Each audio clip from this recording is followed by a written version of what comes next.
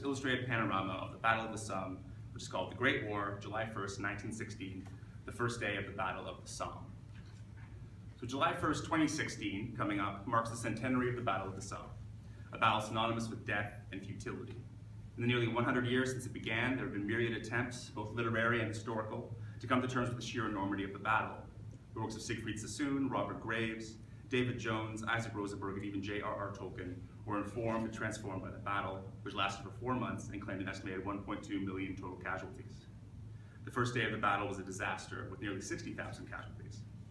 Sacco's The Great War is not a book per se, rather it unfolds like an accordion to reveal a single folded-up page that is 24 feet long. Sacco's concertina-style panorama reads like a modern-day Bayeux tapestry, which Sacco has cited as an influence. Steve Rose calls it, quote, a cross between Hergé and the Chapman brothers, the Bayeux tapestry as a silent movie.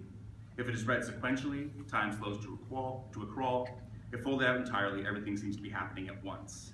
The reader, if that's the right word, is not compelled by narrative. Their eyes dart around the page, and the pages prompted to inspect every inch of human misery. Sacco says, quote, space is metaphoric. An inch can be a mile or 100 yards.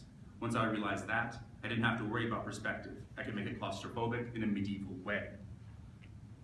So given the quickly approaching centenary, it's surprising that an innovative work like Sacco's has yet to receive much scholarly attention.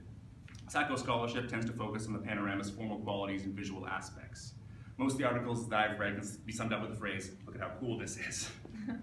What I hope to do, however, is read the panorama as working within the familiar tradition of war literature. Specifically, I like to read it as working within a well-defined subgenre of anti-war literature, a designation that is problematized by the panorama's second life as a pseudo-monument in the Paris metro. I'll get into all this later.